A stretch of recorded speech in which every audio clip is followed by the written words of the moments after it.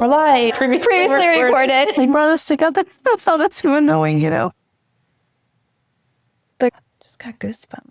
There are three major moments that are breadcrumbs for me. Okay. That if I had changed anything, I might not be where I am today. I ended up at a cult. That's how I met my I'm sorry, roomie. what? Welcome to the Breadcrumb Effect podcast, Where we interview interesting people with a story to tell. and share what breadcrumbs they picked up along the way. I'm Dani. And I'm Brittany. Welcome to the Breadcrumb Effect. Welcome to the Breadcrumb Effect.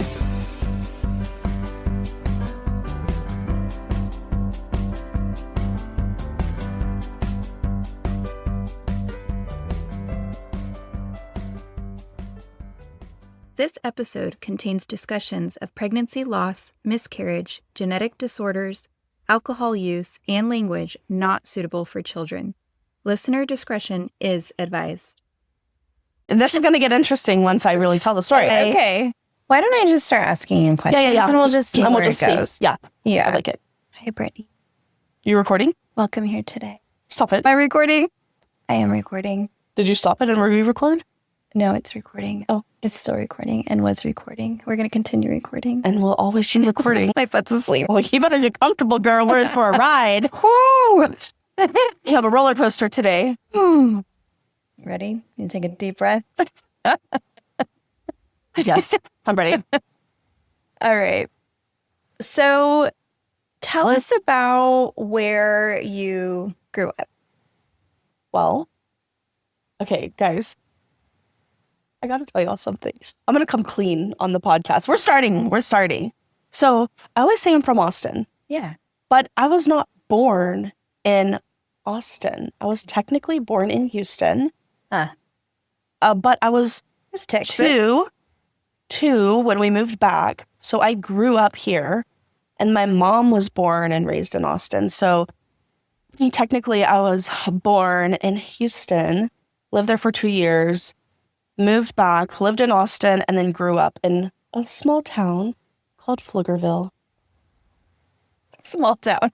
It was Then girl. it didn't was touch Austin. Cornfields, There was a gap. legit cornfields. Yeah. It took us forever to get to Round Rock. Yeah, that's There right. was nothing nearby. I was the first graduating class in high school, That's crazy. and our high school was surrounded by cornfields. Yes. You couldn't Yeah. get out. You partied in, the field, which I'm sure you did too. I mean, by then, which was 21 years ago when I first moved to the area, now it's my interview. And where we would party was, what was that nightclub? That was like several nightclubs in one, right? Grams? Oh, Graham's. I could talk about Grams for Yeah. days. Did we maybe? We probably went at I the was always same in the time. cage. Yes.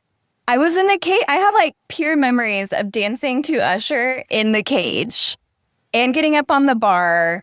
Like, Yes. oh my God. Grams was the shit. Yes. There And- was one night where go ahead. Well, to say, and you could be 18 at the time. You remember That's they put the right. big X Oh, yeah. mark on you, and you Yeah. had to You'd go to wash- the bathroom and scrub it off, or wear like long sleeve shirt, Oh, yeah. but be drenched in sweat. Yeah. Oh my God. That's so funny. I didn't know that you went to Grams. Yes, that is hilarious. And yeah, there was one memory where we were drinking all day at the pool, and then we're like, yeah, we should go to Graham's. And so we get there, we open the car door, and just beer cans fall out. Like, we're obviously drunk. And the police officers, which are probably just security guards messing with us, had us all sit on the curb, lined up, and just like, I was like, we're going to jail tonight. We're going to jail.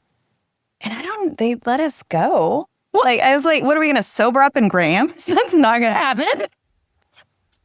Wait, they just let you go? Yeah, they must have been security guards pretending to be cops or something. Totally messed with us, making us line up and sit on a curb. They didn't let you go into Grams? We went in Graham. What is... This is the best. Grams shut down. Yeah. I'm very upset about that. Brymer. Because I want to go as an older adult and Dude. like see what it's like. But people don't dance like that anymore. Yeah, there was, at the Domain now, there's that club that is like, you go into Wonder Bar, Mm-hmm. and I think it's above that or in the back. Mm-hmm. I don't know. We accidentally ended up there with Do they one actually night. dance? Yeah, it's a dance club. 2 stories. They had hoopers in there. I went to and asked if I could hoop, and they're like, no. But do they play like the boonch, boonch? Uh-huh. I don't like that. Yeah. Yeah. I want to like swag surf. Stinky leg. I stinky legged at my wedding That's so awesome. and my dance with my dad's. I love that. I know. Love it. Okay. Grams. And Wow. Grams. Wow. That is a breadcrumb moment, That guys. is good old We both- Grams. We both went to Grams. Yeah. Yeah. That's so funny. So in Pflugerville, so I opened that first Starbucks there, Mhm. and we called it the Little Starbucks on the Prairie. You know, my best friend moved here from California, and she would cry every day because she was like, you moved me out here to like, there's nothing here. People wear cowboy boots. It's so country. But guess what? Now she lives on like 27 acres Oh, that's funny. and lives the countryest life ever. She has cows. You never know. She has cows. That's hilarious. I'm like, I don't even have a damn cow. I don't think I could do a cow. I don't even think I could do chickens, honestly. Well, okay. For one, I want chickens in my current house. But 2, when I first moved here, again, this is my interview now. Taking it first. This is going to go really great with guests. I know we came here to talk about you, but we're actually talking about me. We, when I first moved here from California, again, 21 years ago, early migrant, we moved out exactly between Weir and Wahlberg, Oh, past Georgetown. Gosh, that's far. But now they're building neighborhoods out that I know. way, which is so crazy. Now there's like a Costco out that there's way. Costco. But then that was far. But that's also what I was used to. Like I came from Oh, rural town, rural life. So that was like, then that was totally normal. And I would go running down, and there was a pasture down the dirt road from like the main road to where we were living, and the cows would literally Follow me. you? They would follow me and Oh, chase that's me so down the dirt road and down and back. I was like, this is motivation to keep going. oh, okay. I love a cow. But actually, if you get close to them, they're a little smelly.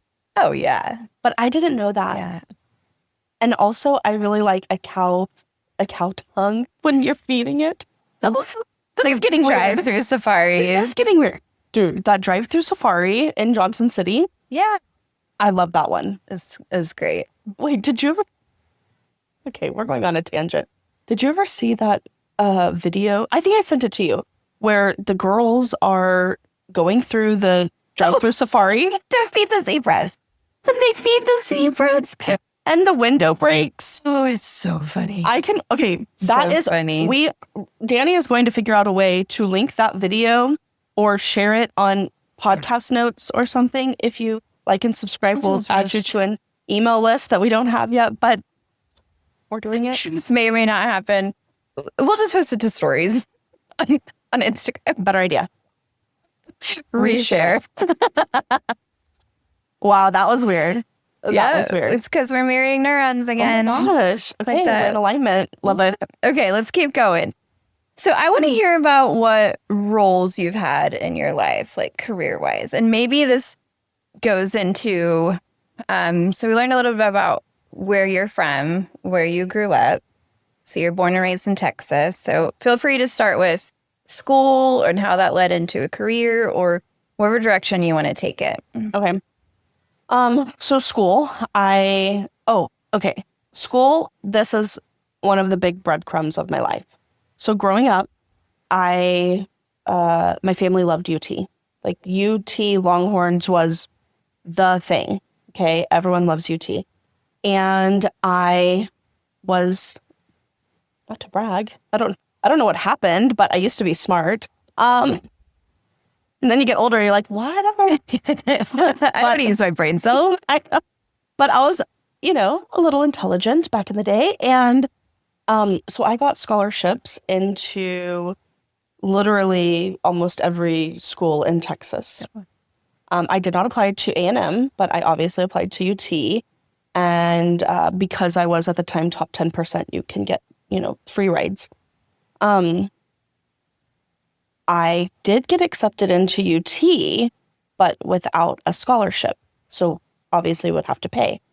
Everything else like UNT, Mary Hardin Baylor, all of the things free.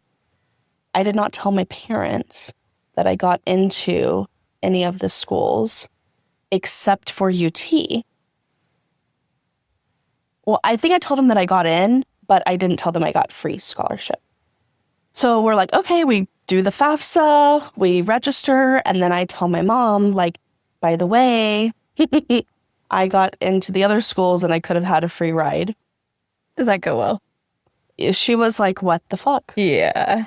And what's funny is my aunt, shout out Aunt Pam, she was like, this made me, because I have a cousin who's a little bit younger than me. She's like, I've always checked the mail for Shelby because I didn't want that the same thing to happen. You're like throwing your acceptance letter in the trash. Oh my gosh. I don't know. No, okay. You would think that this could potentially be a regret, right? Because you have student loans to pay and you go to the school, you could have had a free ride, da, da, da, da. However, this one decision of lying, just kidding, withholding the truth, or making a decision to go somewhere and pay for it. Probably there was something in you that told you, right, even though this might be the easier path or what you think is better in the moment, right, I'm actually going to choose a different option that might not feel like the smartest choice at the time. Yeah. But there was something in you that said, I need to go here. Yeah. And that probably didn't reveal itself for another 6-7 years.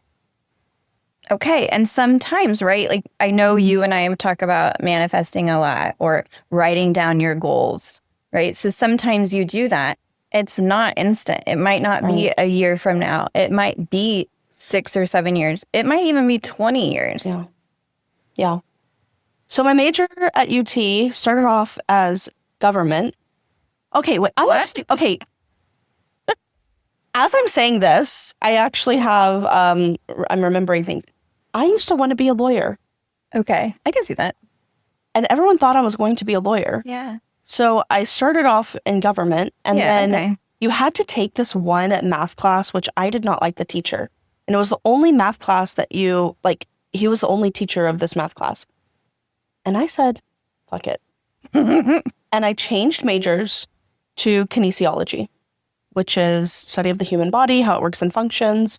I taught dance at the time, so I thought I would continue to teach dance and maybe go into physical therapy. Did you teach dance like at UT or just?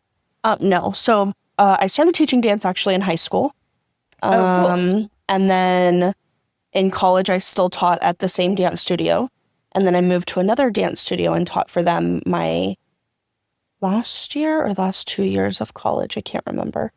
But yeah, I taught dance all throughout college and half of high school. And so I thought, okay, I'll do like physical therapy, personal training, teach dance. That was like the vibe. Yeah. So moved to kinesiology. Before we get there, there is a backstory to this on another Breadcrumb. Okay. And a person who played a pretty pivotal role. And her name is Crystal.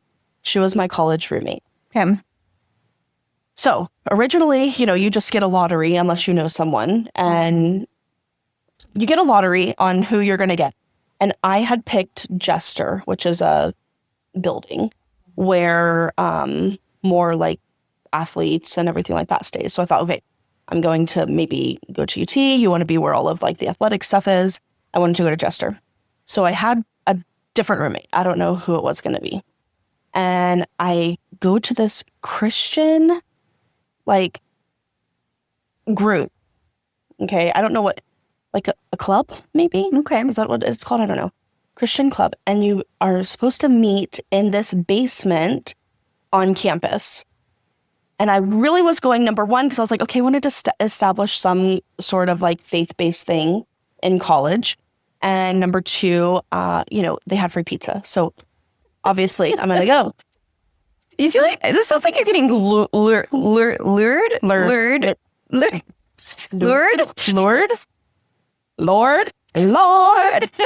is luring you with the pizza. That's like the word. If you say it, it starts to sound weird. It's in the Ted Lasso episode. Lord. Lured. Okay. Lured. Yes, I was getting that word. Lured. Basement with pizza. Yes. It was going well. So we're all sitting in the circle and it's weird. Okay. So you know that I have like a strong faith base. Yes. But this did not seem like Christianity that I knew, right? It's the Church of Scientology. It could have been because the Church of Scientology was right by it. It's on the drag. Yes. And I don't remember, I don't remember much. This was kind of closer to the Blanton Art Museum. Okay, kind of in that area. But still, it was weird. And I felt really uncomfortable. But I still was eating my pizza because free food. Pizza? And I was sitting next to this girl and I was like, "It's weird." And she was like, and I was like, "Do you want to like get out of here?" And she was like, "Yes." So we left. That person happened to be Crystal. And so then we were like, "Do you want to be roommates?" I know I just met you at a weird cult. It was a cult. Okay. It had to have been a cult. It was not like a normal, and maybe it was Scientology because remember back then Scientology was, you didn't really know like you do now. Like Tom Cruise was a Scientologist. Right. But you didn't know much about it. You knew it was kind of weird, but you didn't know like how weird. And now I'm wondering if they're going to come after me. We're already burning bridges. Just kidding, love you. But anyways, yeah, so we basically almost joined a cult without knowing it. And remember, I'm a young little 18-year-old that I don't know anything easy on my target. own. Yes, exactly. So we end up becoming roommates and we say, okay, she had wanted to live in this other dorm called Kinsolving. And it's an all-girls dorm. Which at first I was like, all girls boring. But I was like, I don't know my other roommate. They might be some sort of weird cult leader.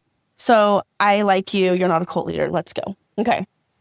So we mirror together. We end up going to Kinsolving.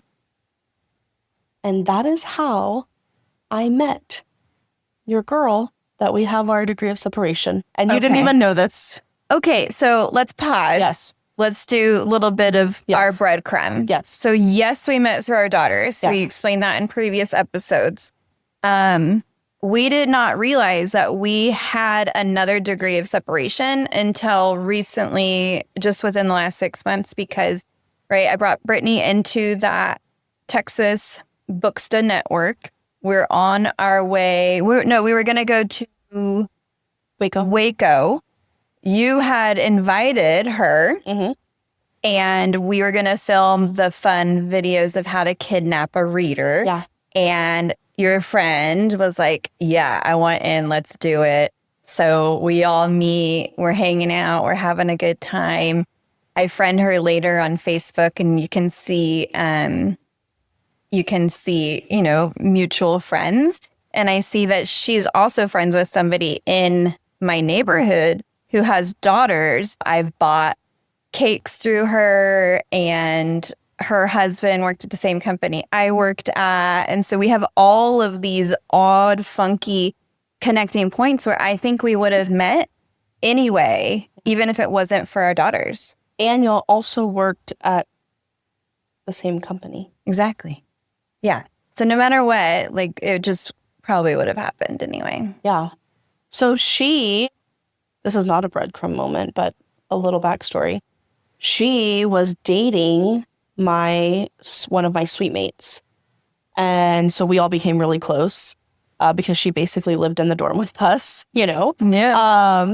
And we had some fun, crazy times. College, it's fun. Yeah. But yeah, isn't that crazy? Yeah. Yeah. And then I hadn't seen her for many years until then. Anyways. Okay, so but that didn't you being in that dorm or you going to UT lead you to what you're doing today? Yes. So that's a major breadcrumb, you going to UT. And that will end up turning into my final breadcrumb, which is meeting Rosie. That's amazing. That's my final one. Okay. But the middle one is Chris. Okay. So let's hear about how you met your husband. Okay. Okay. So you talked about the breadcrumb with you at UT, which what I like about using the word breadcrumbs is because it doesn't even sound like or feel like it is. It's one breadcrumb leading to the next, which is leading to the next that you're picking up on your way forward, which Yeah. is the whole premise of why we're doing this podcast. Yeah. So I would like to hear about how your next breadcrumb was dropped and how you picked it up. Okay. So next breadcrumb was, fast forward, I graduate college and I'm like, oh, what to do next, right? So there was an opportunity. I kind of wanted to get out of Austin. You know, I've lived there my whole life. I have family in Houston. I go live with my dad. There's an opportunity for like a dance job. So I take that. Okay. But it's, you know, it's not going to pay the bills, right? Mm-hmm. So I'm like, my dad's like, yeah, you need like a real job. What are these real jobs, you know? And it just so happened that he was friends with someone through my brother's football team. My brother played like, you know, little kid football. I don't know what it's called, you know, but they played kid football. And a lady that worked there was an HR for Walmart. And my dad's like, hey, all you need is a degree. You can be an assistant manager at Walmart. And I was like, Walmart? Okay, by the way, my family calls me Brittany because, Like context. yeah, context, I'm a brat, okay? And I don't think so. I'm an angel, but I can be Also. a brat with my family. So he's like, yeah, you can have a really good opportunity at Walmart. And I'm like, They pay well. okay, yes, exactly. Let me tell you, I did not know this. Yeah. I was like, I went to UT. Why am I going to work at Walmart? Yeah. So rude, by the way, first of all. What a bitch. Like, what am I thinking?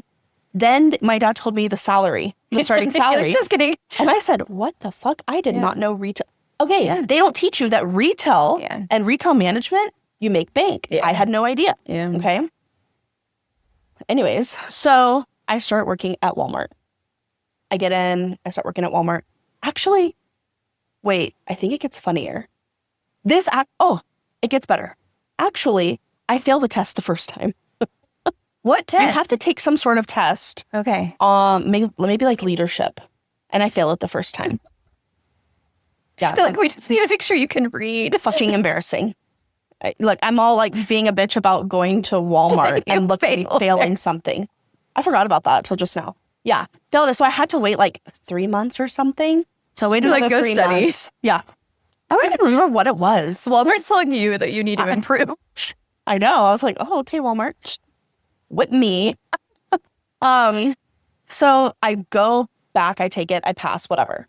And so I start working at Walmart and I'm at this one store and I get transferred to another store. Okay. I was actually supposed to work at one store and then I ended up going to this other store in Missouri City. About 6 months later, or maybe less, my husband, Chris, who was not my husband at the time, I don't know this man, we're getting a new assistant manager, same role as me. And he walks in and I'm like, OMG, he's so hot. I know he has a good job. I know what he makes. Yeah. So like, it's a match. Yeah. So You just knew instantly. I was kind of like, oh my God, like I knew for sure I was going to date him. Okay. Yeah. I always say like, I knew he was my husband, but I mean, I didn't even say hi to him yet. So, but I was like, there was something there that I was like, I know it. Oh. So fast forward, we don't see each other for a whole month because we're on different rotations. The way Walmart works is you're different rotations. He ends up switching with this girl because she needed help, whatever. So now we're on the same rotation. And you know Chris, he's very like cool and chill, and he has like a cool walk. I don't know how to describe it. Just a very chill walk. Yeah. Maybe it's chill. So I'm talking to this girl in electronics about tattoos. Mind you, I have no tattoos. She's just telling me about her tattoos. And I'm like, cool, cool, cool. And he walks up all cool. And he's like, oh, you're talking about tattoos? And we're like, yeah, do you have any? And he's like, yeah, want to see? And I'm like, yeah. So Thought you'd never ask. he has like a few like, on his arm, but he has a huge one on his back. Wow. And I was like, you gonna show me? And and he was like, well, no, I'll show you a picture. He's not going to take his shirt off. I know. I'm like, I don't can't take your shirt off. We're like in the back room. It's fine. We're in electronics. So then I'm like, oh, do you like to party? And okay, I feel like people, when I say party, people think something crazy. I literally mean, do you like to go out and dance? Yeah. Okay. I love to dance and I like to drink. Okay. Yeah. I'm retired now, but still back in the day, I like to do that. So he was like, yeah, first of all, that was a lie. He does not like to dance, but he tricked me. He fucking tricked me. He wanted to impress you. And it worked. So we went out. So funny. We went out that same night or the next night. Who knows? Very shortly after, either the same night or the next night. And we didn't stop hanging out literally ever since. Oh, that's cool. Yeah. Wow. So, and then, okay, what gets crazier is he was not supposed to be at that store. Really? He was actually supposed to be at a store in Katy, which was the store that I was supposed to be at. So no matter what, y'all probably Yes. would have. Yeah. And I ended up going to Missouri City, and he ended up randomly going to Missouri City. So it's like, what? Mm-hmm. We would have ended up somehow together. Totally. And Sam Houston, he went to Sam Houston. That was one of the other schools that I had gotten into. But I also feel that if I would have met him at a different point in life, maybe it wouldn't have worked out. It's true. Sometimes these breadcrumbs, it matters at the time of your life, either because you need to have a different experience first, or a different mindset, or you need to grow a different way first. And this other individual needs to be in that certain spot at that same time too. Yeah. Mm-hmm. So needless to say, Walmart brought us together. I joked that when we got engaged, we should have taken our engagement photos at Walmart. Yeah. We didn't. That was a freaking missed opportunity. Yeah. But maybe next year for 10-year wedding anniversary. Oh, yeah. He'll be like, fuck no. Can you see Chris doing that? Well, my Chris, again, first, my interview. We Wait, also first met. I need to tell people that our husbands both, our name are Chris. Yeah. And her now, like married last name starts with a B. So her initials now are DB. And my initials now as a married woman are BD. Yeah. It's weird. Yeah. Yeah. And then birthdays too, right? Like, Oh, yeah. Chris is a June birthday. Yeah. Her husband is a June birthday. And you're I am a June birthday.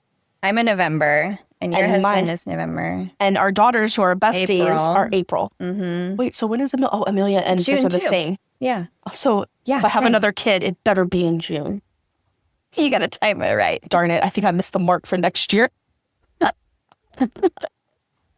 Okay, tell me about yours though, because this is a crazy. We also met we weren't managers yet, but we were supervisors. So like retail management essentially. And we met in Georgetown at the same store that I transferred into. And so we were going to take pictures at that same spot, but now the place was demolished. Oh no. Like, What? what does that mean? No kidding. What's there now? Over there. I don't know. Oh, well, they essentially moved it into, because it was not a drive-through location. And so now it's a drive-through. So what is like in that direct spot? I don't know. You should literally go by and see. I know there's a Chipotle still there. Oh, I love Chipotle. Yeah. Yeah. We used to eat Chipotle like every day. Okay. So back to you. So you met your husband. Met my husband, and then so we were dating for a long time. After Walmart, I wanted to get out of Walmart. It was obviously chaotic. I went and opened up a Maurice's in Bastrop. Yeah, retail's chaotic for one. Like, let's just say that we need to acknowledge everyone that has worked in retail, still works in retail. Yes. It's chaotic. It was chaotic during COVID. It remains chaotic. And I truly believe that everyone needs to work a retail job at some point in their life. Yeah. Or food service or both. Yeah. I've never worked in food service. Mm-hmm. I don't know that I could. Dude, it's hard. Yeah. Oh, actually, I lied. I forgot. I did work at... Wait. Can I tell you two stories? Please do. Okay. 3. Okay. I worked at Carrabba's. What is that? You've never been to Carrabba's? It's Italian. Oh, okay. And I don't know if it's not good anymore, but it used to be good. They had the best bread. Mm. And I was a hostess there. And they would give us the bread baskets, and then they would get mad at us for eating it. And I'm like, well, don't give me the bread basket. But I think I only lasted there like 2 weeks. You ate too much bread. We need to let you go. I don't know. I was like, I can't do this with school. And then I worked at, this is embarrassing, guys. I worked at, what's it called? Jason's Deli. Oh, yeah. For 1 week. And my very first day I got there, it was my first, I had only worked at a dance studio. So, I didn't know what working was like, right? You gotta hustle. You gotta bust your ass. And I was so nervous that, I was sitting there waiting. I passed out the first day. God. And we're like, are you okay? And first I was like, I'm not built for this. I don't feel good. And then I passed out. And then I was on the front waiting. And then I was like, no, I'm fine. I just got really nervous. They like kick you a little. Can you at least do dishes? They gave me some Coca-Cola. Coca-Cola. You seem like you need to wake up. And then they put me in the back with the ladies, like, preparing all the... So I never worked the main line. I was the preparer. We need to get you as far away from customers as possible. I lasted 1 week, and then they were like, we're going to move you to the line. And I was like, I quit. That is hilarious. I tried. Okay, one more. What the fuck is wrong with me, actually? How a horrible person. I know what I like, and I know what I don't like. Yeah. Me and a friend, we got hired like as temporary, like temp during the holiday at Express. Oh, gosh. And so we went to the training, and then we had a lunch break. We never went back after the lunch break. See, like, I always say this, that I would have fired myself so many times over. Like, so many times. So I'll just say a couple of things. For one, if you work hard enough, you can keep your job and you can probably get away with some stuff, right? Like I don't think enough people understand that. Yeah. So you have to have good balance. You have to contribute if you're going to want to have fun too. But I would have fired myself so many times over, actually. And so I kind of did that too. Again, it's my interview. It's both of our interviews. Yes. We are the breadcrumbs. We go back and forth.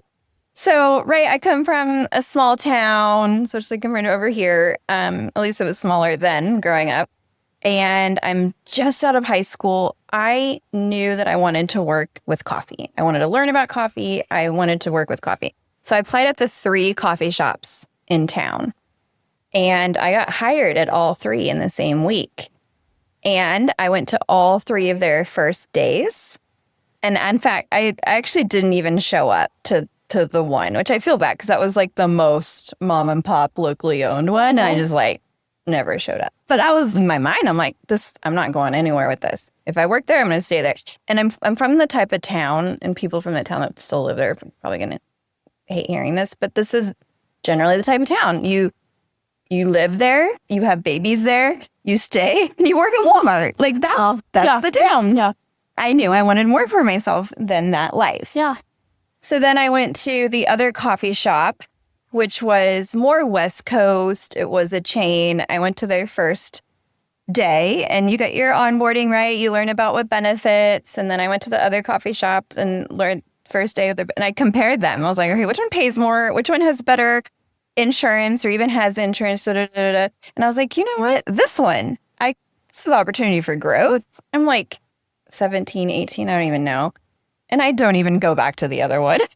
I don't even... All of that at 17, 18, that is a lot of...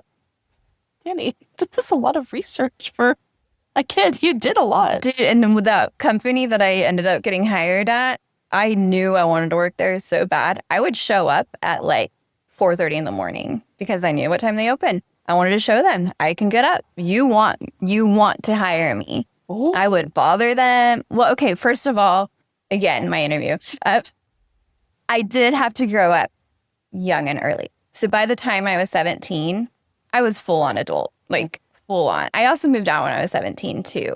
So I needed a good job with benefits. With insurance. Yeah. I needed steady income. And at that point I had 2 other jobs too, right? Like I was a tutor. I worked at a flower shop, which was a huge thing in my life, which we can get to when it's actually my interview. But yeah, so I also didn't show up again. I know. Terrible. Looking back, I'm like, oh my gosh. I know. As a hiring manager, I was pissed off anytime that ever happened to me. I know. Or like someone interviews so well and you're like, yeah, they're going to be great. And they don't come back. And they never come back and you're like, okay, what did I miss? Mm-hmm. And sometimes it's just immaturity. Yeah. It's just immaturity as, we all have to learn and grow up. And, we can look back and laugh, but I do feel bad for those companies. Like, I know. Man. I know. So guilty. Yeah. No. I actually have forgotten about it until now, so it's fine. No, but making those choices that we made, right? Had I not been hired at that company, yeah, I probably would have done better things. But that company, I ended up being with them for 15 years. I started my career there. Yeah. I will go into more of that when it's my turn. But yeah, I know. Following your gut. Yeah. Following your gut. I think, and there is, like, you were there for a really long time. I think there is something that, you know, nowadays I feel like it's not appreciated, but there is something to say about loyalty. Yeah. And staying with a company for a while or whomever. Yeah. For a while, which not everyone does anymore. Yeah. I also think on the flip side, companies need to have loyalty to their employees. So it's a balance. Yes. So I do think that there's something to be said about that. But, you know. Yeah. Okay, so I want to hear more about your breadcrumbs. Okay. So Walmart, met Chris. That is all done. I go open up Maurice's. I stay there for a while and I realize that, like, I'm sick of retail. I don't want to do this. And I go find a company that does, like, SEO sales. Like, we are selling websites and SEO, search engine optimization to small businesses. And one of the small businesses, or like people that we call upon, are realtors. I'm talking to these realtors almost every day. They were one of my best segments. Realtors and roofers are who I ended up selling the most to. And realtors would be like, you should go into real estate. And I was like, no, thank you. No. And finally I thought, you know what, maybe I should.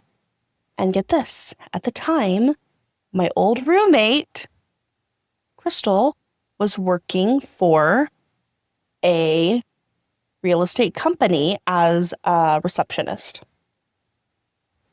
So I was like, okay. So she kind of had a little bit of an in. So I ended up getting my license. I start doing real estate. My first year, I suck. I freaking suck. I think I did one lease. Yeah. All year. It's hard to, for one, it's hard to get into real estate. And I don't think enough people realize that. No. There's a ramp period. Yes. And you start anything, right? Any new industry, anything new. Yeah. It's gonna. Anything, it's hard. Like this and sucks if you're not, right now. For you. Sorry, continue. That's great. Go ahead. For the editor and the social media manager and the producer. Yeah, it sucks. We're co-producers, co-hosts. You're the scheduler. You don't have to give me a fancy title. It's okay. I realize my role is limited. So anyways, I get into real estate and a year goes by and I'm kind of on my last leg. I literally am about to quit.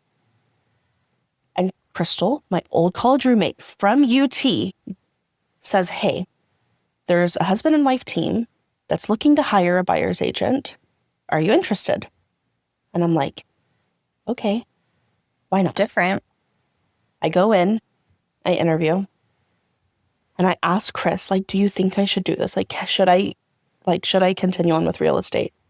And my husband is very more on the conservative side of like, okay, it's better to have like a low risk taker. Okay. It's better to have a steady paycheck than to go for high risk. So he's like, I don't know, like it didn't go so well. Maybe we should consider your other options because you know that you can go in and get another job and get paid a lot of money doing this. And I was like, yeah, but the possibilities, you know? So I'm almost not going to take it. And my mom, she had gotten her real estate license similar time frame as me. We were kind of like, let's do this together. But then she lived further away, so we couldn't really do it together. But she had taken a class from Roger and Rosie. Oh, wow. And said, oh my God, they're badass. Like, you have to do it. And I prayed about it. And I said, I don't know. I have a feeling. Yeah. And lo and behold, we're over 10 years now. That's amazing. And they are great people. I haven't met them, but I've seen, y'all's presence, what you put out in the world, the type of people that they are, the type of people they surround themselves with. Yeah. And here you are. I'm just going to say it. This studio is in your new home. Yeah. It is a beautiful home. It's on property, right? Like, you've built this life because you've followed your your gut and you made these choices. Thank you. Yeah. So, and I feel like, I know we're pressed on time. I feel like I really want Roger and Rosie to come on here because they have an incredible story to tell. They are they on our list? I don't know, but we need to add them. Did you see just yesterday that I reposted somebody's book that they just put out? Yes, about breadcrumbs, like follow your breadcrumbs. Yes. And she has a podcast and she asked yesterday, we should do a podcast swap. I know, right? Cool. And I was literally like, this is the exact example of a breadcrumb and why we're doing this. Right. So that'll be a really cool conversation. Oh, I'm excited. I did not see that, by the way, but now I need to go look. Yeah. I did see the story. Yeah. So she DM'd after and, started so cool. following. I know. And it was just because I did the breadcrumb search. Yeah. Which also, side note, breadcrumbs on social media also largely around like breadcrumbing, which is not a good relationship tactic. Yeah. And I think like narcissists do it and other things. We don't need to get into all of that, but speaking of search engine optimization, the breadcrumbing is well high up on the SEO.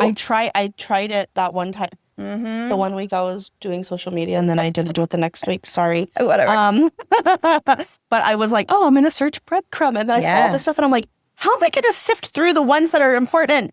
And then I got frustrated. So I know, but then you can see the payoff of when you find that. Right. Sometimes it's even 2 or 3 years old. Right. But it's still pertinent today. Things can take time. Is there anything in any of those careers that you've had where you've received really great advice and or really bad advice? I feel that Rosie has imparted so much good advice. If I had to pick one, it would be to fail faster. Probably those risks. She has never put pressure on me to perform, right? But you want to perform. Yeah. Right. And so she says, if you make a mistake, I'm going to be here to catch your back. And I feel that too often in any role, a manager could be like, oh, you do something wrong, slap on the wrist, you're in trouble. Yeah, but she will always take it and utilize it as a coaching moment. Okay, this is what we did here. That didn't work out. What can we do better for next time? And I think that if you have that freedom to not fear failing and to actually encourage it, that truly you're going to succeed more than ever before in whatever you want to do. Even if your success is peace, you will find peace because you're not afraid to say, okay, if I don't do this, I'm not going to get it. Yeah. So I think I would say that would be the best advice I ever got. Worst advice? Oh, girl, I don't even know. While you're thinking, I'll just piggyback on that. What I like about her saying fail faster is, like you said, she's allowing the environment to fail. She's letting you, one of my old bosses used to say this, it's like a playground. She's giving parameters and in these sort of guidelines, in this playground, fail, right? You go a little bit outside of that boundary, maybe you'll reel you back in, we'll have a conversation. But I like that. Yeah. No, that was a good one. I don't even know the worst. I don't know. Maybe this is my problem. If I don't like it, I will just forget it. Well, I mean, that's probably really healthy, actually. You're not like staying up at night, obsessing, thinking about it, having anxiety attacks over it. Or that's just me if I have a conversation with someone and I say something weird. Just kidding. I say something weird all the time. I'm like, I'm just a weird person. My girls will say that. They'll be like, gosh, I'm thinking so much about this thing that happened to me and I don't want to keep thinking about it. And I'm like, yeah, it happens to everyone. We all obsess over these terrible things that have happened in our life. I know, for no reason. Yeah. So I would say, the 3 biggest breadcrumbs would be UT, tying that into where I am now. Yeah. And so that's been, almost a 20-year journey? Ew, that makes me feel old, but whatever. And then Chris and Walmart. Yeah, all of that ties into one another. Yeah.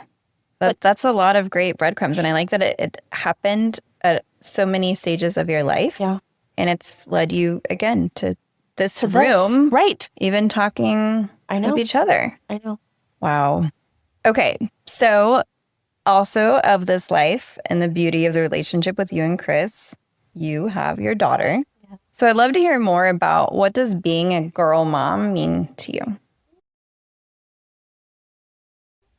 going to cry. Just kidding. Well, we've always wanted kids. We actually wanted 5. Yeah.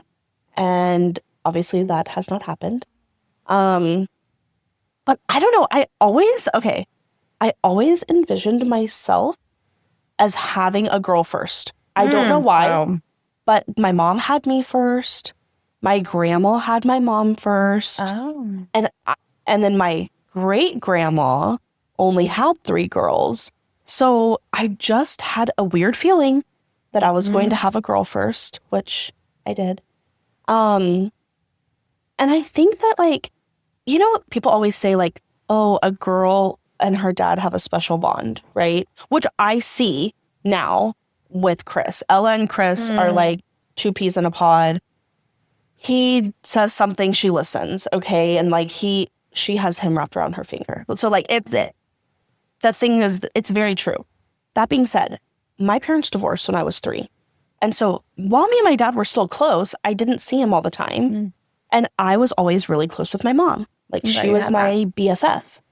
So I just always thought I was going to be BFF with my kid and it had to be a girl. Aww. And, you know, she's 5, but she does tell me sometimes, I thought you were my best friend and now you're not. And I'm like, well, that hurts my feelings, but the way you're acting, I can see why we're not friends right now.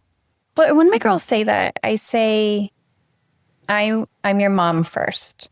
Yeah. And my job is to keep you safe and protect you, number 1. Yep. So sometimes it might not always feel like I'm being your friend. Yeah. But you might not always understand this now, but that's my number 1 job. Yeah. But you will. And I'm very terrified of the teenage years. Oh, I know.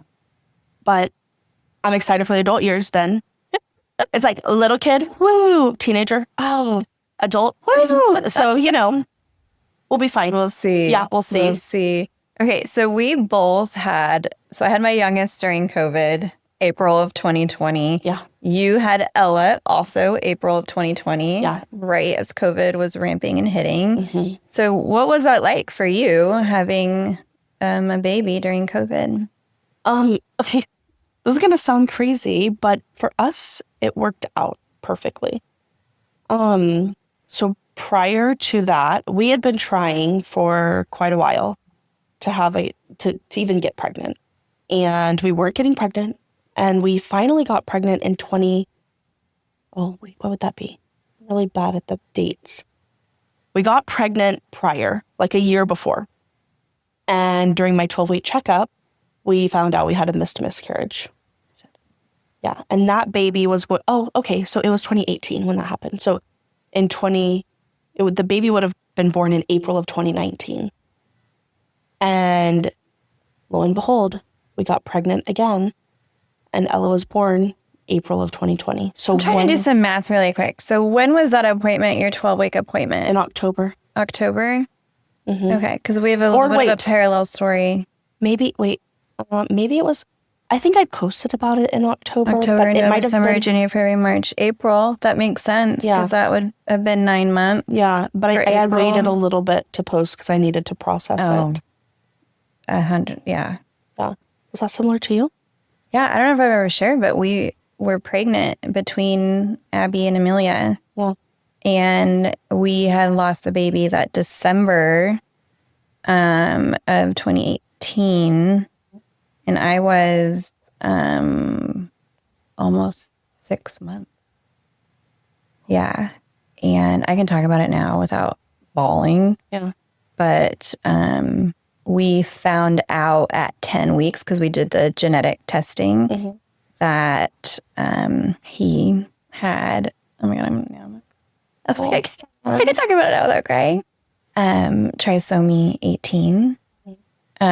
So it's it has to do with the chromosome. It's not Down syndrome, but basically, if they have trisomy 18, you can deliver, but the likelihood of survival is like less than 5% or something. I don't actually know the number. It might be even different now, but they said that, what do they say? It's like not, what's the word? It's not fit for life, but like they use terrible language like that. Oh my God.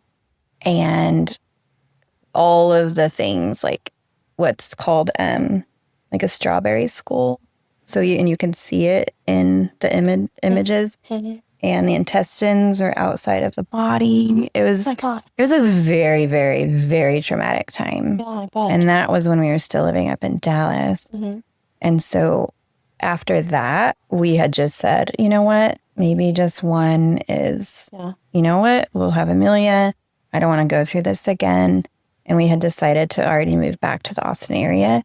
And we found out we were pregnant with Abby. And we were just like so overjoyed because she has brought, like the second I saw her face, I just said, you are so kind. And I saw her heart. And there's actually a photo of that moment happening. Oh. And I truly think like all of it was meant to be exactly how it was meant to be. Yeah. And like Abby is such an amazing, like both my girls are such amazing humans for very different reasons or ways. And now we have our daughters that were born the same month after both losing babies beforehand. Is that another breadcrumb that we just freaking unpacked? Yeah, I think so. Oh my God. Oh my gosh. Wow. So wait, your other baby, it was 6 months. It was December of 2018. Would have been the same age. They would have been The same age. Yeah. Just got goosebumps.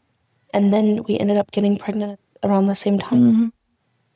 Oh my God. Holy moly. I know, I'm gonna cry.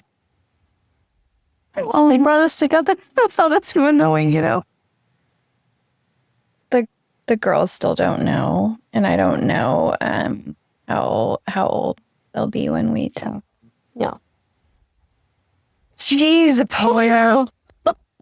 Maybe we needed Apollo's like, get it together. It's like, no crying aloud. Get it Oh my together. Well, does Ella know? No. I don't know that she would. Well, maybe she would understand.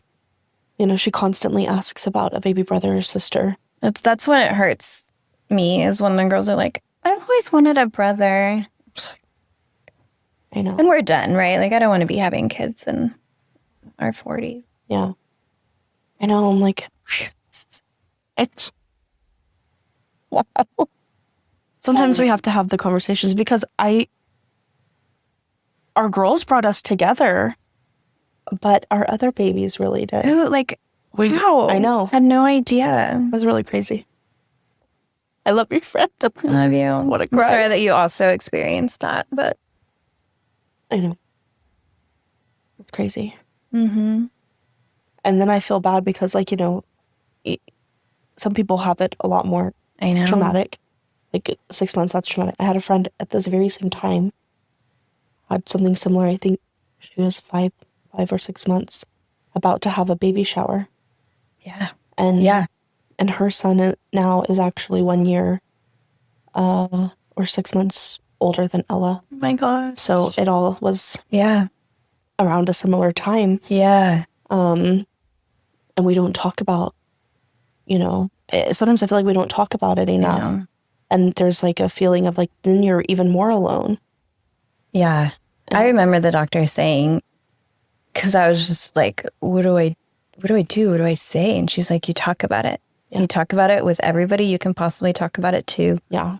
Because women tend to feel shame or like there's something that we did or right. And who knows? It's so common. And there's so much pain attached to something so common that no one gets to talk about. And I'm like, no, it's bullshit. Mm-hmm. So I do feel lucky. I had a very good village and support system that helped with it. Mm-hmm. I don't know why I'm crying. I know. Oh my gosh. But you know what I don't understand is it's like, you know, you do the right things, you you wait till you're married and you know, like you're established and now you're ready. And then it's like, why, what? Yeah. And meanwhile, other people can just get pregnant so quickly and maybe they don't even want the baby sometimes. And it's like, I'm praying for a baby all the time. Why did that happen, you know? But I do think that everything happens for a reason. And I do think that for us, it was a perfect timing in terms of freaking the world shutting down and Chris being able to stay and work from home and have that time with Ella. My career was, even though it was crazy, it was more acceptable to have a showing assistant then because it was COVID and and it was insane market. So my mom was able to stay home with us because it ends up working out. Yeah. But it doesn't take away the pain. That's a really good way of saying that. Yeah. And looking back again, right? Like we wouldn't have had our amazing Abby and you providing such a great life for Ella. And they're just, I am also glad that we had Abby during COVID, right? Like we didn't have a bunch of traffic coming into the house and you can just spend time at home with family. And yes, it was hard and weird times, but sometimes there was even fear of, are we going to run out of diapers? I remember buying cloth diapers in case diapers were going to run out. I know. It was weird. We were like, what are we going to do? Yeah. I didn't leave the house for a long time because me and Ella stayed. Chris would go. Yeah. Sometimes my mom would go. Yeah, we did not. But Chris would go to HEB more than any of us. I pulled Amelia out of school to stay home with me. And then when I did go back to work, which was like, I don't know, 5-6 months later, I was able to work from home, which was really great. And then, that was a weird time. I remember the first time I took Abby to Target after things started opening up, right? Like you had to wear masks, you had to stand 6 feet apart. And I think Amelia was probably 3 then. And Abby was maybe 1 or something the first time I took her to Target. And their faces walking in the building and they're like, wow, like what is this magical place? Or, I remember also taking Abby in. She had to get an x-ray for something. Like I thought she ate a Lego or something. And her face walking in, they were like, yeah, we can always tell the COVID babies because they've never really been out of the house. Oh, I was like, it's so true. Because they just looked shocked. Like, what is this? Where am I? What's crazy is like, I remember there's a picture of Ella and it's her first time on a swing.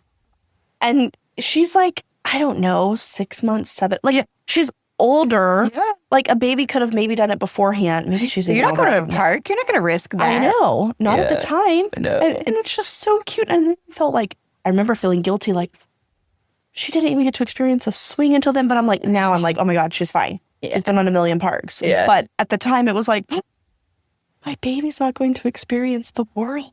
I know, right? It was a weird time. Also feels like yesterday. I know. And now these babies have started kindergarten. I know. And they're thriving. And they're great. It's kind of weird. Like Amelia will see a mask and she doesn't look at it the same way as we do. Like I look at that and I'm like, I do not want to wear that. I detest that thing. I do not enjoy that time. Whereas Amelia's like, oh my gosh, this one's my Paw Patrol one. I'm like, ugh. I know. We have the trauma from the masks. They don't know. I know. They think it's fun. Yes. Okay, let me look at these questions, see if there's anything else that we didn't ask that we want to talk about. Okay, so what is your hope for this podcast? This is a fun question. Okay, my real hope is that people and all of us can look back on either things that have happened in our lives or decisions that we've made in our lives and say, wow, if I hadn't have done this, I wouldn't be where I am. And to also look back and be like, wow, I've come so far. And I made it through this time. Whether it was a difficult time or not, I made it through it. And I came out better. And I came out exactly who I'm supposed to be and where I'm supposed to be. Because sometimes I feel like we want to be like, we have a goal for ourselves. Yeah. But sometimes that's Or maybe you've achieved the goal and then you're like, wait, is that what I really wanted out of life? You know? And I think that if we can just like love who we are now and be accepting of what either we've done or how we've lived or whatever, we can experience true peace and joy. So that is what I hope the Breadcrumb effect does for everyone. I don't know. Peace and joy. No, I love that because you're right. As we talk about with these breadcrumbs, sometimes we leave them behind for other people to pick up. We pick them up forward because we need to trust our gut and our instincts and find a direction forward. But I like what you're saying about living also in this moment. So how does it feel for you right now, sitting in this chair across from me, talking and reflecting? Like, how do you feel right now in this moment, sitting in this chair? I feel lucky. I really feel that, like, I don't want to get a He got cried again. No, I love it. a baby. No, I love that you're crying. I am a big Aw. baby. I'm a big baby. But I feel that, like, I feel like I can finally just say, like, I'm here. I'm truly happy and at peace and feel like I'm living in my purpose. Oh my gosh. And don't video this part. Oh, it's going in. No, but okay, so, and we don't need to give our ages away. People can always assume, but to live your life and then to get to this point, some people never find that. Right. Some people find that at 70, Yeah. 60, 50, 20. If only we had the wisdom in our 20s of what my we gosh. have, or I even know. our 30s, I and know. what we have now. Right, turning 40, so I'll be 41 next month, right? I'm a lot younger. I just, you don't know. I'm just kidding. She's gonna remind us every chance. It's true. Okay. She's not 40 yet. I'm not a lot younger. And- I'm 37. Yeah, but I'm still, 37. you've There we got go. some years before you're in your 40s. Lucky. Anyway, turning 40, though, gave me sort of this, not chip on my shoulder, but this, like, I don't care anymore attitude. Life is too short to care. That Right. takes too much time to care. Yeah. Who cares? Right. Would I have had the courage to do this even 5 years ago? Probably not. Yeah. But let's just throw ourselves out there. Let's have some fun. At the end of the day, we'll have some great conversations, meet really great people, have a good time. Have a good time. We're only here to have a good time. We've no other purpose in life. I really think that God wants us to have a good time. And be kind, obvi, but Yeah. have a good time. Yeah. Why is everything so serious? We live in a modern world where we don't have to, you know, break our backs and doing a lot of manual know. labor. We should enjoy our life. Yeah. No, you're right. We live in a modern world where things come to your doorstep. You're not having to churn butter. But Yeah, yeah, we have churn butter all electricity. day. Yeah. Yeah. We don't have to go get water. I know. Oh, also, I want to plug Charity Water because I know this is very random. There is a charity called Charity Water. Okay. There's a book I I thought need you to said give you. cherry water. No, Charity Water. Okay. It is a nonprofit charity that donates 100% of the proceeds to funding these water wells for people in underdeveloped countries. Oh, that's cool. And this would be a goal guest. Honestly, his story is so cool. I haven't read the book in a while, so forgive me if I'm wrong, but he basically kind of was in the club scene, you know, sex, drugs, rock and Grams. roll, Oh. sex, drugs, rock and roll craziness in New York, and turned his connections into doing something good. Oh. Yeah. Just ask him. What is he going to say? No? Yeah. Then okay. Still plugging you, bro, because I like what you're about. Don't know your name. I forgot, but okay, it's been like 7 years since I read the book. So forgive me. Yeah. No, you know the brand. You did well on the branding. All right. Is there anything that you were hoping that I would ask you that I haven't asked yet? Okay. Good job. No, you did a good job. This was great conversation. Woo! We did our first one. Yeah. So this is good because hopefully we wanted everyone to learn more about us. You get a good taste of what our interview style is as well. And now you know who's sitting in the chair and the couch here. So And next time we're going to do Dani, and I'm very excited. Mm-hmm. What does that mean? We're going to get into some stuff. I'm just kidding. Now we're going to be crying more. No, yeah. I will probably cry for you. I'm the crier.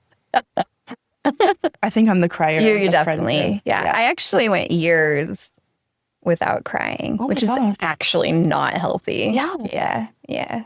But so now I'm allowing myself to feel these emotions, which is healthy. Yes. We got to feel them. Yeah. Sometimes we got to scream. Yeah. Yeah. Like even recently, I cried in front of the girls. I was losing it over something. And my first instinct was like, stop crying so the girls don't see you. And then I was like, no, they need to see that this is normal, safe and healthy. And then for them to see coming out the other side and how I felt better and what am I going to do about what I was crying about. So I ended up turning it into something a teachable moment. I love that. Yeah. That's really cool that you actually thought to do that, because I feel like a lot of parents, especially in the moment, you're not thinking of that. Mm-hmm. You're just thinking of like, oh, I have to be strong. But what does that even mean? Yeah, totally. And and sweet Amelia, right? She's my oldest. Her instinct was to comfort, right? And at the end of it, I was like, I thank you. Your job isn't to make me feel better. And I try and because that's a lot of weight to put on children. I know. To make that their job, to make us feel comfortable, to make us feel better, to make us feel better about ourselves, or to make our emotions better. That's not their job. No. We need to regulate ourselves and our own emotions. And I do see that when I'm well-regulated, they're well-regulated. Yeah. No, that's important. That I think that especially back in our day. Oh, yeah. No. That was never there. Yeah, that's not a thing. Yeah. And we were the comforter for our parents. Oh, yeah. Yeah. And it still has carried on into who we are now. Yeah. And we still feel like, oh, we have to do this for mom or dad, or we have to make them feel better. And it's like, you just acted a damn fool. Why should I make you feel better? Yeah. No. And I think that's why, and I probably speak for a lot of people, that's where the people pleasing comes from, right? And I know we'll get into a lot of my stuff next time, but people pleasing plays a big part in why I made choices before that I would never make again for myself. Yeah. Oh, people pleasing. I feel like we could do a whole podcast on that. Yeah, totally. Okay, so maybe we can find somebody too that can come on and talk about that. Yeah. Yeah. Okay, cool. Thank you. I love you. And guys, find Where's Waldo. And don't forget to follow your... Oh, is it find? I don't know. I think follow. Okay. Yeah. Don't forget to follow your breadcrumbs. Bye. What is it? Oh, that's a party. Oh, a party finger. Oh, okay. Lol. Bye now. We may cuss. We may offend. Maybe don't listen to this with your kids in the car. We're here to learn and laugh, not to offend. We are not experts, so take what resonates and professional advice where needed. Thanks for hanging out with us today. If you've loved today's conversation, subscribe so you don't miss future episodes. Continue picking up the breadcrumbs by leaving us a review and sharing. Follow us on socials. We are at Instagram at The Breadcrumb Effect, TikTok at The Breadcrumb Effect Pod, and YouTube at The Breadcrumb Effect. Let us know your favorite episode or what you'd like to see. Want to be a guest or know someone with a story? Fill out our guest interest form linked in our bios. Finally, let us know if you found the hidden loaf. Until next time, keep picking up those breadcrumbs. They're leading you exactly where you're meant to be. These cords are going to bother me. Why are they different than before? I can see them. Where's Waldo? Right there. Don't look at our cords. Also, find the bread, which is right by the cords. Butter, butter, butter. Better, butter. Unique New York. Say it fast. Unique New York. Unique New York. 3 times. Unique New York. Unique New York. Yeet. Yeet. That's what the kids say these days. Yeet. Or something weird. I don't know. Yeeting. We're going to yeet this. Unique New York. Unique New York. Unique New York. Oh, you're good. You just had to I should have been in musical theater. You shouldn't have been in musical theater. I like how you said you were going to go get shoes and you got socks. Yeah, this is shoes to me. Yeah, no. You know, this is the vibe. The vibe is you always dress really cute and have shoes on. And Brittany likes to wear socks or no shoes. Except in real life, I'm not cute and I don't wear shoes. In fact, getting out of the car this morning, I'm fixing my pant leg because it was stuck in my boot. And Abby goes, "You're not fancy, Mom. Thanks." Wow. Nothing like a 5-year-old to really put you in your fucking place. Exactly. Dude, they're like savage. They are. Did you ever do musical theater? No. Me neither. Do I give those vibes? No. I could see it. I was a cheerleader. See, I would have thought musical theater. I don't know why. I don't see. I think that's why I wasn't in musical theater. Yeah, that's a roadblock. Which is so unfair because I want to be on Broadway. No, for real. But I can't sing. You mean Bravo? I think you're trying to say the word Bravo. That's it. I need Andy and a camera. You don't know what that means, but it is funny. I just laugh anyway. Or you might just be like, cut all of that. Yeah. Yeah. Use none of it. Yeah. No, for real. What we posted is just dead air. Dead. That's our teaser. This is the podcast that we recorded. It was all cut. We're flatlining.